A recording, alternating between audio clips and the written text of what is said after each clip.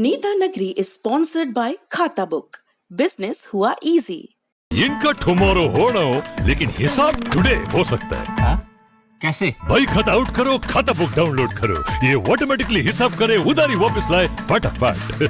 भेज दिया उसको हिसाब। खाता बुक, बिजनेस हुआ इजी।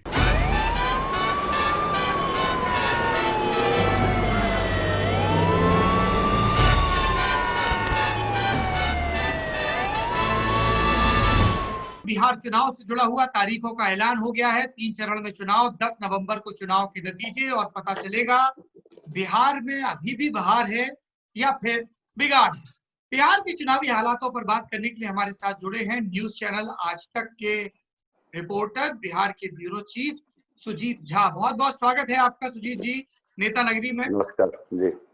सुजीत जी, आपने बिहार का पहला चुनाव कब कवर किया था? 98 में। 1998 में। राजदीप जी, आपने कब कवर किया था? 95 में, जब आप स्कूल में थे। 1995 में मैं 7वीं क्लास में था और 98 में 10वीं के इम्तिहान दे रहा था। तो ऐसे दो बुजुर्ग अनुभवी पत्रकारों को सबसे पहले तो नेता नगरी में मेरा प्रणाम। नहीं, लेकिन मैं एक चीज कहूँ, वो 95 का जो चुनाव था, वो चुनाव मैंने बहुत कम देखे हैं। लालू वर्सेस ऑल, एक तरह से, एक तरफ लालू प्रसाद, दूसरी तरफ सब एक तरफ उनके खिलाफ हो गए थे। TN Seshan chief election commissioner उनके खिलाफ थे, और जिस रात को वो जीते और स्पष्ट बहुमत से जीते, जो नाच गाना उन्होंने अपने बंगले पर किया है, जिस तरह का माहौल बना था, वो एक अलग जमाना था, क्योंकि बिहार बदलाव में था। ये वो जमाना था राजदीप जी जब लालू यादव के समर्थकों को लगता था कि ये सामाजिक न्याय के पैरोकार, बिहार के बैक टू बैक मुख्यमंत्री और अब प्रधानमंत्री पद के दावेदार, गरीबों के मसीहा भी। हाँ, यार वो जब था ना, जब तक समोसे में आलू है बिहार में लालू। हाँ, बोलते थे कि 20 साल तक हमको कोई नहीं हिला पाएगा। लेकिन तो वो सुजीत जी जिस 1998 का जिक्र कर रहे हैं, यही वो चुनाव था जिससे ये समझ में आ गया था कि लालू यादव और उनकी पार्टी इनविंसिबल नहीं है। समता पार्टी का, जेडीयू का, बीजेपी का परफॉर्मेंस 98 से लगातार सुधरा है। एक 2004 का अपवाद अगर हम छोड़ दें, जिसमें बीजेपी और एनडीए बुरी तरह हारी थी। अच्छा सुजीत जी, सबसे पहले तो ये बताइए कि आपकी तो अक्सर मुलाकात होती है मुख्यमंत्री नीतीश कुमार से। मेरा पहला सवाल ये है कि अभी आजकल नहीं हो पा रही है, कोविड की वजह से। चलिए, ये ठीक जोड़ दिया। और उसके पहले आपकी होती रही है, आप चूंकि वहां ब्यूरो चीफ है, लगातार कवर करते रहे हैं। नीतीश कुमार 2020 के चुनाव को कितने आश्वस्त, कितने सशंकित हैं? क्योंकि ग्राउंड पे लोग कह रहे हैं कि बहुत फाइट नहीं है, एक एज है एनडीए को, ये बात कही जा रही है। ये भी कह रहे हैं कि लोग मुख्यमंत्री से बहुत खुश नहीं है, लेकिन कोई विकल्प नहीं है, जिसको राजदीप जी अपने कॉलमों में टीना फैक्टर कहते हैं, है ना? बिल्कुल, मैं उसका उदाहरण इस तौर पे दूंगा कि आज जब हम लोग जब इलेक्शन कमीशन का प्रेस कॉन्फ्रेंस होने वाला था और हम लोग लाइव के लिए खड़े थे ठीक सीएम हाउस के बाहर, और वही राजभवन भी है, आपको पता ही है। उसी समय मतलब अनाउंसमेंट होने से लगभग 1 घंटे पहले नीतीश कुमार अपने कॉन्वॉय के साथ निकले, बाय रोड मोतिहारी गए। वो वहां एक श्रद्धांजलि सभा थी, हालांकि ये पहले से तय होगा कार्यक्रम, दरोगा पांडे का वहां पर श्रद्धांजलि सभा थी। और वहां से फिर वो गए पूर्व केंद्रीय मंत्री रघुवंश प्रसाद सिंह के पैतृक गांव महनार, और वहां भी उन्होंने श्रद्धांजलि दी। आज उनका श्राद्ध था। तो आप इससे अंदाजा लगा लीजिए कि कितने आश्वस्त हैं वो। तो हाँ, और हमने कई जगह कोशिश करवाई कि भाई कुछ रिएक्शन दे दीजिए, आपकी कैसा है चुनाव। तो अरे इसमें क्या, तो स्वागत, चुनाव आयोग ने कह दिया तो करना ही है अपना। लेकिन उनका एक होता है कि भाई पहले पिछली बार जब हमने रिएक्शन लिया था 2015 के चुनाव में, तो 5 चरणों में चुनाव हुआ था, तो हम लोगों ने लिया। बहुत स्वागत है, उन्होंने कहा कि बहुत स्वागत है चुनाव आयोग का तारीखों को लेके, और हम इसका स्वागत करते हैं। लेकिन चरण कम भी किए जा सकते थे इसमें, मतलब। तो इस बार 3 चरण है, तो हो सकता है इसमें कहते हैं कि 2 ही चरण में हो जाता तो और अच्छा था। तो कई लोग कह रहे हैं कि ये बिहार की लॉ एंड ऑर्डर के पॉइंट ऑफ व्यू से सुधरती स्थिति भी है, कि अब बिल्कुल, बिहार इतना देखिए, सुधर गया है कि 3 इस चरण में पर चुनाव हो सकता है। इस पे हम ये कहना चाहेंगे कि बिहार में 1990 तक, अगर एक आध अपवाद छोड़ दीजिए आप, पहले तो लोकसभा विधानसभा साथ ही हुआ करते थे चुनाव, 1990 में भी एक ही चरण में चुनाव हुआ था।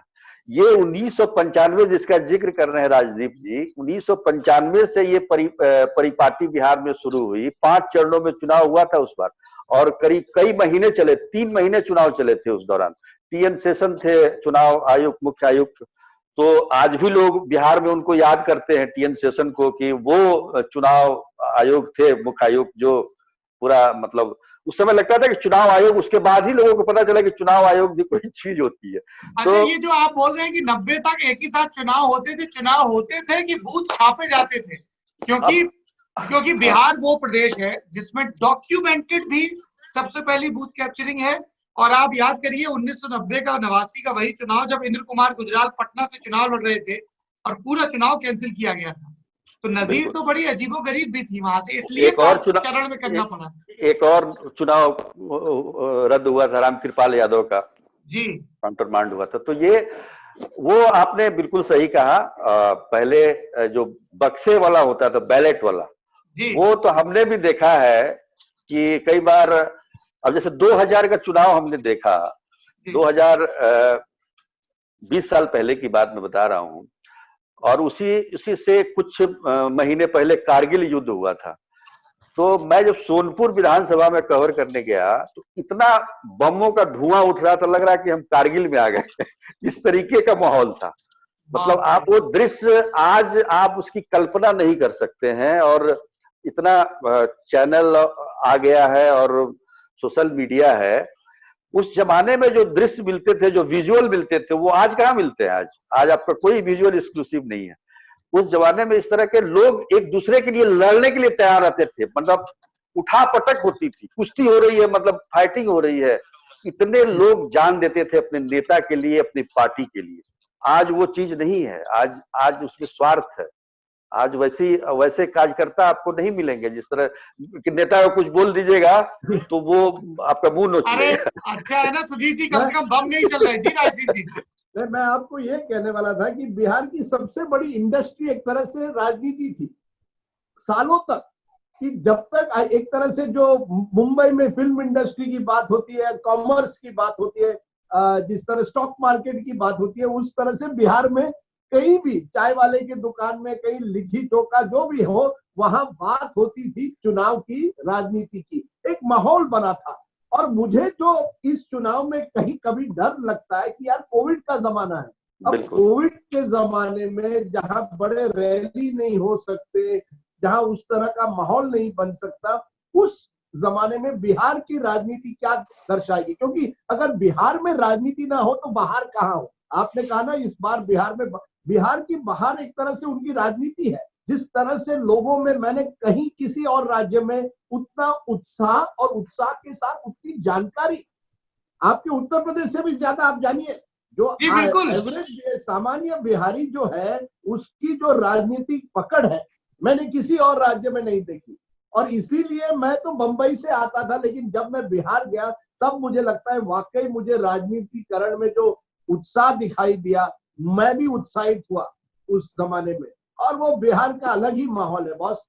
ये इस बार नहीं दिखाई देगा मुझे लगता है, क्योंकि कोविड का जमाना है। और जैसे सुजीत कह रहे हैं, वो नेतागिरी के साथ जो लगाव था ना, किसी एक नेता के साथ या पार्टी के साथ या किसी एक मूवमेंट के साथ, वो अब थोड़ा कम हुआ है। अच्छी बात है, क्योंकि वो लगाव अक्सर कट्टा बम धमाकों में और फलानी रैली ढिकानी रैली में निकलता था। थू रैली, ये रैली, वो रैली, कमाल था। रैली नहीं, रैला, लाठी पिलावन रैला, ये घुमावन रैला। अच्छा, ये बात बताइए कि कई राजनीतिक विद्वान ये कह रहे हैं कि मंडल के मसीहाओं का ये आखिरी चुनाव है। रामविलास पासवान, नीतीश कुमार, लालू यादव की लेगेसी, ये चुनाव में बहुत सारी चीजें सेटल होंगी। और एक चीज जो मैंने ऑब्जर्व की कि कई बड़े खिलाड़ी हैं जो इंतजार के मोड में है कि ये ऐसा होता है ना कि अभी मैं पिच पर उतरा हूँ, स्विंग देख रहा हूँ, ये मैं डॉट बॉल जाने दूंगा, मैं फ्लाइट देख रहा हूँ, अभी मूवमेंट देख रहा हूँ। प्रशांत किशोर खेमे का यही कहना है कि ये तो बिल्कुल। अभी 2025 में होगा, एक हो जाने दीजिए। बीजेपी देख रही है कि नीतीश को कितना स्ट्रेच करना है, कब स्ट्राइक करना है, खुद दावेदारी करना है। चिराग पासवान देख रहे हैं कि हम तो 2 सीट पर हैं, गंवाने के लिए क्या है। तेजस्वी यादव अपनी सत्ता को असर्ट कर रहे हैं कि भाई बहुत हो गया, आपको आना है तो हमारे मुख्यमंत्री चेहरे के परचम तले आइए वरना जाइए। जीतन राम मांझी चले गए, उपेंद्र कुशवाहा जाने की बात कर रहे हैं, मुकेश सहनी को समझ में नहीं आ रहा किस पाले जाएं, लेफ्ट आने को राजी हो गया है। तो एक थोड़ा इंतजार का चुनाव भी है, लेकिन जनता क्यों इंतजार करे भाई, उसको तो 5 साल तक भी एक जवाबदेह सरकार चाहिए। सुजीत जी और राजदीप जी, मेरा सवाल ये है कि 2 लोग हैं जिनकी लाइन अभी स्पष्ट नहीं है, चिराग पासवान और उपेंद्र कुशवाहा। आपको क्या लगता है ये किस पाल गिरेंगे? सुजीत भाई। देखिए, मैं ये कह सकता हूं कि आप 2019 के चुनाव को देखिए तो आज जो एनडीए में एलजेपी की स्थिति है वही स्थिति 2019 के चुनाव में आरएलएसपी की थी, और इतिहास अपने आप को दोहराता है। आज महागठबंधन में आरएलएसपी है, लेकिन उसे नेतृत्व पसंद नहीं है। उनका कहना है, उनकी मीटिंग हुई कल, बहुत बड़ी मीटिंग है, उसमें सारे नेता कार्यकर्ता उपस्थित थे, और उन्होंने कहा कि हमें सीटों की संख्या पर नहीं जाना है, हमें नेतृत्व अलग चाहिए। आरजेडी अगर आज भी नेतृत्व बदल लेता है तो मैं महागठबंधन में रहने के लिए तैयार हूं। लेकिन आप ये सोचिए कि आरजेडी नेतृत्व कैसे बदल सकता है। हाँ, मैं तो वही कह रहा हूँ कि ये हो गया कि हाँ, तो वो हो नहीं सकता है। न 9 मन तेल हुई है, न राधा नची है। तो वही बात है, वही बात है। तो ये उधर से ये कहाँ उपेंद्र कुशवाहा कहाँ जाएंगे? तीसरा मोर्चा, चौथा मोर्चा, एनडीए? तीसरा मोर्चा तो बनना तय है, तीसरा मोर्चा बनना तय है बिहार में। जैसे एलजेपी भी, आपने जैसे कहा ना कि लोग पिच देख रहे हैं, तो एलजेपी भी एक रिस्क लेगा, और उन्हें लगता है कि चिराग पासवान में नेतृत्व की क्षमता है और वो नीतीश कुमार से बेहतर नेतृत्व दे सकते हैं बिहार को। एक युवा भी हैं और लोग, युवा उनको पसंद करेंगे, तो उस लिहाज से वो एक टेस्ट बॉल इस बार डालना चाह रहे हैं। और उसमें अगर पसंद करेंगे, डेरा पड़ा है, डेरा है दिल्ली में, पॉलिटिक्स करनी है पटना की, जीते हैं नरेंद्र मोदी के नाम पर। नहीं, देखिए सौरभ भाई, T20 का जमाना है, और पिछले कुछ दिनों पहले एक सुपर ओवर मैच हुई थी, मुझे लगता है दिल्ली और पंजाब के बीच। अब बिहार में कहीं सुपर ओवर ना हो। उसका होता है, चुनाव तो होता है, चुनाव के बाद क्या होगा देखिए। अगर चिराग पासवान, जिस तरह से सुजीत भाई कह रहे हैं, तीसरा मोर्चा बनाएंगे, और कहीं अगर भाजपा जेडीयू से ज्यादा सीटें लाती है, तो मुझे लगता है कहीं ना कहीं सुपर ओवर की संभावना से आप बिल्कुल इनकार नहीं कर सकते, क्योंकि भाजपा तो चाहती है कि असल की लड़ाई जो है कि भाजपा नंबर 1 पार्टी बिहार की बनना चाहती है, जो अभी तक वो बन नहीं पाई है। ये पहला मौका है एक तरह से भाजपा को कि जेडीयू को भी कमजोर किया जाए, आरजेडी को भी कमजोर किया जाए, और शायद लोक जनशक्ति पार्टी का चुनाव के बाद इस्तेमाल किया जाए। तो मुझे लगता है ये चुनाव तो एक चुनाव तो है, लेकिन उसके बाद जो सुपर ओवर हो सकता है, और जो गलती भाजपा ने महाराष्ट्र में की वो नहीं दोहराना चाहती। इसीलिए तो वो ये चाहते हैं ना कि जेडीयू और बीजेपी बराबर पर लड़े, 105 जैसा कुछ, बाकी एलजेपी को जाए, क्योंकि उनको पता है कि बराबरी पर मैच छूटेगा तो एलजेपी हमारे पाले में गिरेगा। और लेकिन वैसे भी आप देखिए सौरभ जी, वैसे भी देखिए तो स्ट्राइक रेट ज्यादा अच्छा बीजेपी का है। पिछले कुछ चुनावों का आप देखेंगे बिल्कुल, तो उनका परसेंटेज कुछ ज्यादा है। 2015 इसलिए जेडीयू चाहती है, जेडीयू का ये कहना है कि वो ज्यादा सीट पर लड़े। इसलिए ये है कि कहती तो है, लेकिन क्या जेडीयू के पास, जिसको हम कहते हैं पॉलिटिकल बार्गेनिंग की, वो ताकत बची है? देखिए, प्रधानमंत्री नरेंद्र मोदी ने कहा कि नीतीश कुमार जैसा सहयोगी मिलना मुश्किल है। तो आपको क्या लगता है चुनाव के बाद बदल जाएंगे वो? अरे महाराष्ट्र, ये बगल में राजदीप, बगल की खिड़की में राजदीप जी बैठे हैं। इसीलिए तो बोल रहा हूँ मैं, इसीलिए बोल रहा हूँ मैं। कि आप ये बात से हैरान मत होइए कि अगर लोक जनशक्ति पार्टी या लोजपा अगर तीसरा मोर्चा बनाती है तो वो लड़ेगी जेडीयू के खिलाफ। भाजपा को वो एक फ्री एंट्री देगी। भाजपा के सीट बढ़ाना, जेडीयू को कमजोर करना और एक ऐसी स्थिति में चुनाव को ले आना जहां जैसे मैंने कहा सुपर ओवर हो सकती है। देखिए आरजेडी के लिए ये आपने कहा ना सौरभ, ये जो चुनाव है हर पार्टी 2025 की तरफ देख रही है। केवल आरजेडी के लिए चुनाव जो है ये अस्तित्व का चुनाव है। अगर आरजेडी इस चुनाव में बुरी तरह से हारती है तो क्या वाकई तेजस्वी यादव में वो क्षमता है जो लालू में यादव में जरूर थी कि एक बार फिर अपने पार्टी को बनाकर उसे आगे बढ़ाया जाए? ये बहुत मुश्किल होगा उनको। यानी जो समीकरण है, जो एक पोस्ट मंडल पॉलिटिक्स, जो लालू के जमाने की जो 25 साल की राजनीति हुई, जिसमें माय समीकरण था, जिसमें नीतीश कुमार ने एक तरह से नए तरह के समीकरण भी किए, लेकिन मंडल की ही राजनीति को लेकर उसे आगे बढ़ाया। पोस्ट मंडल राजनीति में क्या वाकई आरजेडी के लिए कोई जगह होगी? और क्या तेजस्वी यादव अगर ये चुनाव बुरी तरह से हारते हैं तो 2025 में कोई नए चेहरे आएंगे, कोई नए विकल्प आएंगे, कोई नए युवा नेता आएंगे, ये देखना होगा। तो मुझे लगता है आरजेडी के लिए तो ये अस्तित्व की लड़ाई है। बाकी 2025 तक रुक सकते हैं। नीतीश कुमार चाहेंगे मुख्यमंत्री और 5 साल रहे, लेकिन मुझे नहीं लगता वो 2025 की तरफ इस समय देख रहे हैं। अच्छा सुजीत जी, एक बात बताइए कि ये जो बार बार खबर आती है लालू प्रसाद यादव के परिवार में झगड़े की, तो ये वो झगड़ा सेटल हुआ कुछ कि तेज प्रताप बोलते हैं हमको इतना सीट दो, लालू राबड़ी मोर्चा बना लिया था लोकसभा चुनाव में। हालांकि आज तो शुक्रवार के दिन 25 सितंबर के दिन ट्रैक्टर पे दोनों भाई नजर आ रहे थे। अरे तो वो तो खुद कृष्ण बताते हैं अपने को, तेज प्रताप और ये अर्जुन। बताने का क्या है महाराज, कोई कुछ भी बता लेकिन आज भी है, उनके जो अपने लोग हैं उनके लिए टिकट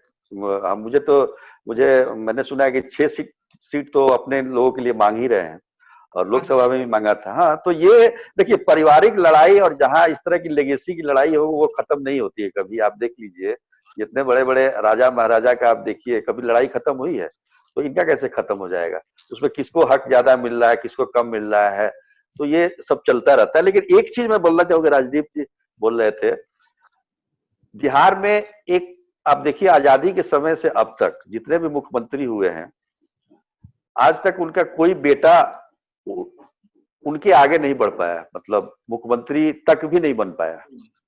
अब कोई भी ऐसा नहीं है। तो तेजस्वी के लिए ये मतलब अपने बेटे अपने पिता के साये से निकल के और एक बड़ा औरा बना के और फिर से उसको प्राप्त करना एक बहुत बड़ी चुनौती है और इसके लिए उनको बहुत मेहनत करनी पड़ेगी। लोगों के बीच जाने पड़ेंगे और केवल वर्चुअल और मुझे लगता है कि सोशल मीडिया से काम नहीं चलेगा। अच्छा, ये जो कई ये उन्होंने 1 साल पहले करना चाहिए था। मुझे लगता है अगर तेजस्वी यादव वाकई लालू जी के साये से आगे हटकर उनकी विरासत को आगे लेकर जाना चाहते थे तो जनसंपर्क 1 साल पहले शुरू करना चाहिए था।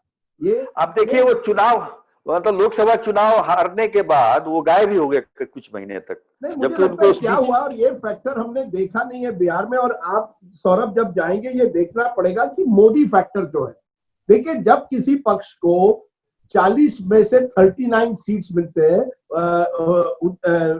जो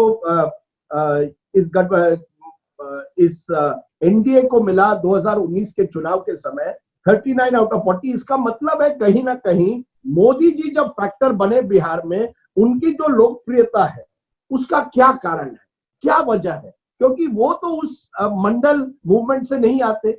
इसके बावजूद जिस तरह का उनको एक तरह से एक लगाव हुआ है लोगों का। और मैं हमेशा कहता हूं, पहली बार जब मोदी जी को हमें लगा कि मोदी जी जरूर 2014 का चुनाव जीतने वाले हैं, जब पटना की रैली हुई, उस रैली में जब बम भी फटा था पर मोदी जी की जो लोकप्रियता नजर आई, वो मोमेंटम उनको मिल गया। तो मोदी फैक्टर जो है वो बहुत बड़ा फैक्टर अब बन गया है बिहार की राजनीति में। अब वो व्यक्ति विषय है या कहीं ना कहीं लोग बिहार की राजनीति से उब गए हैं और कोई नई तरह की राजनीति चाहते हैं, ये बड़ा सवाल है। अच्छा, एक आखिरी सवाल में इस बिहार चर्चा पर, ये बिहार पर चर्चा लगातार होती रहेगी नेता नगरी में अगले 1.5 महीने तक।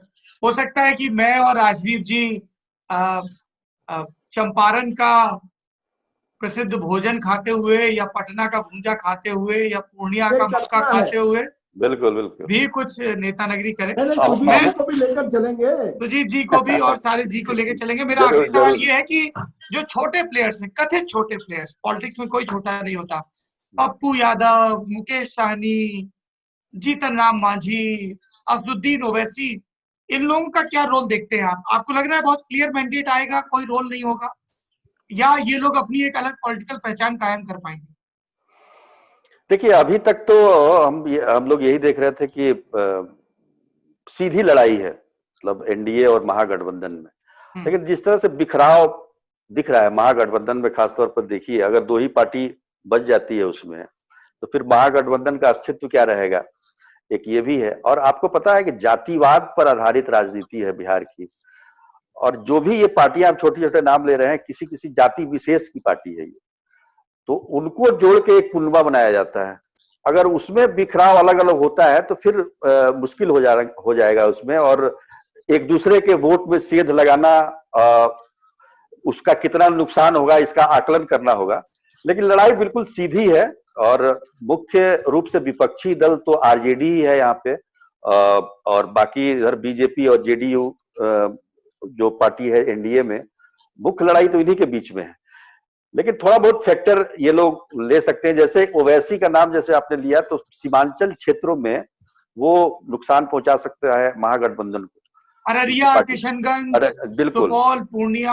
हाँ, और वो मुझे लगता है कि अगर उसमें अब देवेंद्र यादव तो उतने बड़े, मतलब यादव का वोट खींचने वाला, वो अपने इलाके में भले कर लें, लेकिन पूरे बिहार में तो आज भी लालू यादव से बड़ा कोई, यादव का नेता और आरजेडी से बड़ा कोई है नहीं।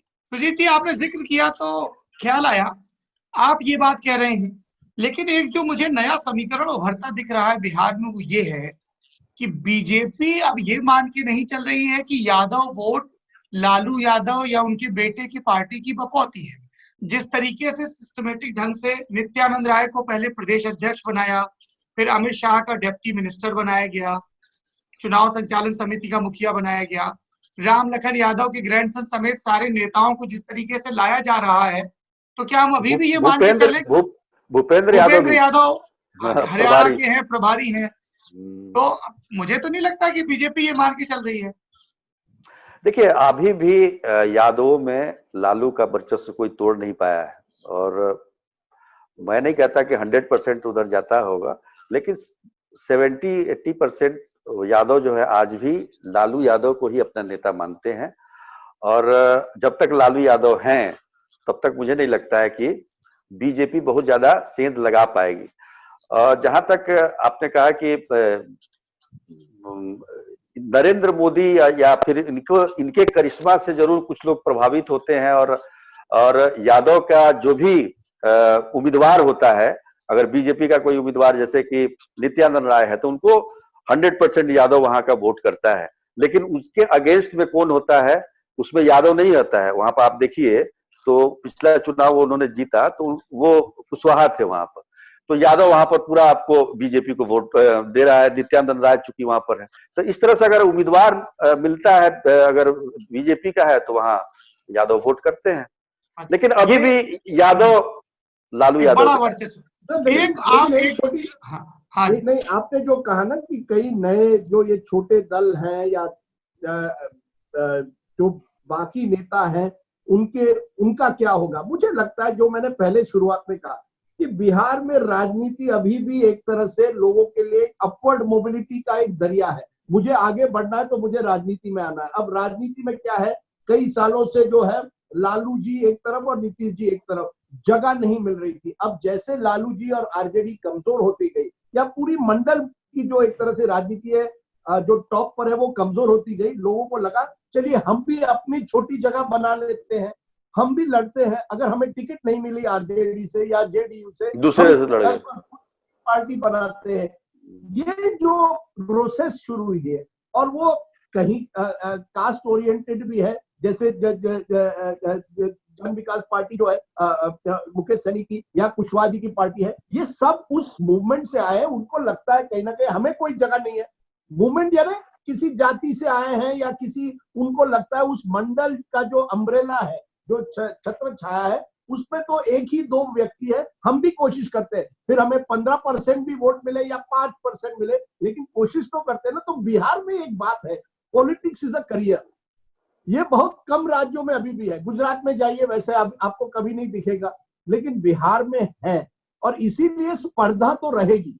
भले ही आप कह रहे हैं ये असली चुनाव 2025 का होगा और ये ट्रेलर है, लेकिन उस व्यक्ति में जो कहीं ना पंचायत से आया हुआ हो या जमीन से जुड़ा हुआ हो या बंबई में जाकर पैसे बनाकर वापस आया और कहता है नहीं मैं राजनीति में आऊंगा, ये बिहार की खूबी है। बिहार के युवा में एक डिजायर है पॉलिटिक्स की।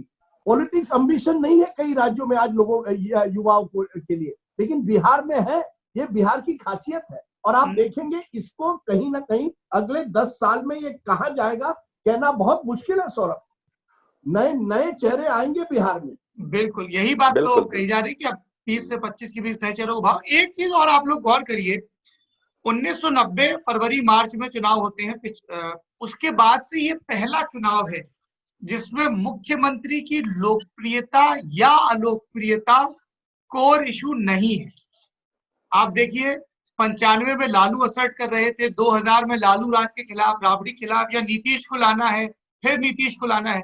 हमेशा मुख्यमंत्री सेंट्रिक होता था पूरा नैरेटिव, पक्ष का या विपक्ष का।